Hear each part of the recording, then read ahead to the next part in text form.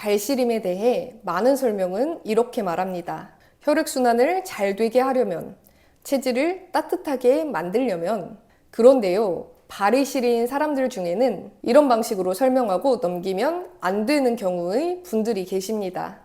오늘 이 영상은 발시림의 원인이나 치료법에 대해 이 얘기 저 얘기 늘어놓으려는 영상이 아닙니다. 지금 이 발시림이 지켜보면서 관리만 잘해도 되는 상태인지, 아니면 보통 수준을 넘어선 단계라서 한 번쯤은 의료적인 정리가 필요한 단계인지 그 기준에 대해서 하나씩 말씀드리려고 합니다. 실제로 진료실에서 이런 말씀을 정말 많이 듣습니다. 양말을 2겹 신어도 계속 시려워요. 여름이라고 아주 괜찮은 건 아니에요. 이런 실내에서도 발끝은 계속 동상 걸린 느낌이에요.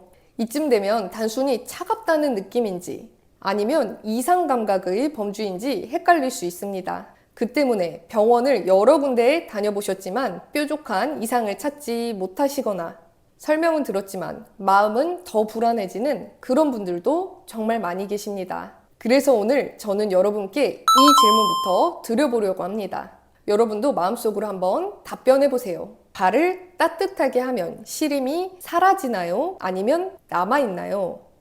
이 질문에서 분명하게 나뉩니다. 이 질문에 발시림이 사라진다고 답한 분들과 달리 덜해지긴 하는데 남아있다 혹은 애매하다 라고 마음속으로 답하신 분들은 보통 수준의 발시림이 아닐 수 있습니다. 발을 따뜻하게 하면 발시림 증상이 거의 없어지고 계절이나 컨디션, 환경에 따라 괜찮아지신다면 이런 경우는 관리의 영역일 가능성이 큽니다. 이런 경우까지 마음속으로 굉장히 불안해하실 필요는 없다는 뜻인데요. 하지만 아까 말씀드린 질문의 후자 쪽으로 답변하셨다면 이제는 어떻게 이 발을 따뜻하게 할까를 고민할 단계는 아닐 수 있습니다. 이 정도 단계에서는 혼자서 판단하기보다는 발시림 상태가 어느 정도 단계에 속하는지 한 번쯤은 정리받아 볼 시점입니다. 그런데 많은 분들께서는 이런 방식으로 몇 년의 시간을 보내십니다. 혈액순환 문제가 있다는 말에 공감을 하고 계속해서 족욕이나 찜질로 관리만 하다가 평생 이렇게 사는 게 맞는 건가? 라는 생각에 머물러 계신 분들. 여기서 한 가지는 분명하게 말씀드리겠습니다. 가장 중요한 핵심은 발이 왜 이렇게 차갑냐가 아니라 차가운 감각이 왜 이렇게 심하게 오랫동안 남아있는가입니다. 이 두 가지가 비슷한 것 같지만 제대로 구별하지 않은 상태라면 치료도 관리도 방향성을 잃기가 너무 쉽습니다. 다리나 발의 시림을 혈관 문제로만 설명하면 놓치는 게 있다는 뜻입니다.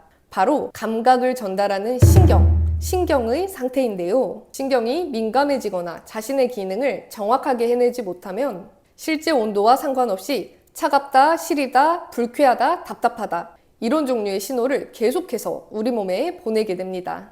환경은 따뜻한데 내 발은 시리다. 신발을 신으면 너무 불쾌하다. 밤에 특히 발시림이 심하다. 이런 느낌은 보온의 문제가 아니라 감각이 과민해진 문제일 수 있습니다. 그래서 제가 지금 말씀드리는 4가지 조건 중 2가지 이상에 해당하신다면 이런 상황은 그냥 넘기지 않는 게 좋은데요. 첫 번째, 시림 증상에 더해 저림, 찌릿함, 화끈거림 등이 섞여 있다. 두 번째, 시림의 범위나 강도가 몇 년에 걸쳐서 심해졌다. 세 번째, 검사를 받아봤지만 큰 이상이 없다는 말을 들었다. 네 번째, 여름이나 따뜻한 환경이라고 해서 괜찮지 않다. 지금 여러분의 이야기라면 이 정도 단계는 계속해서 인터넷 검색만 반복하는 게 아니라 직접 진료와 확인이 필요한 상태일 가능성이 높습니다.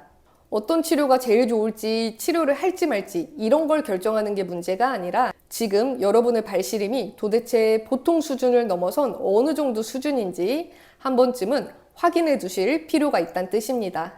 오늘 여기까지 영상을 시청하시면서 내가 보통 수준의 발시림이 아니라는 거구나. 이건 그냥 가만히 버틸 문제는 아니라는 거구나. 이런 생각을 하셨다면 그건 진료가 필요하다는 신호일 수 있습니다.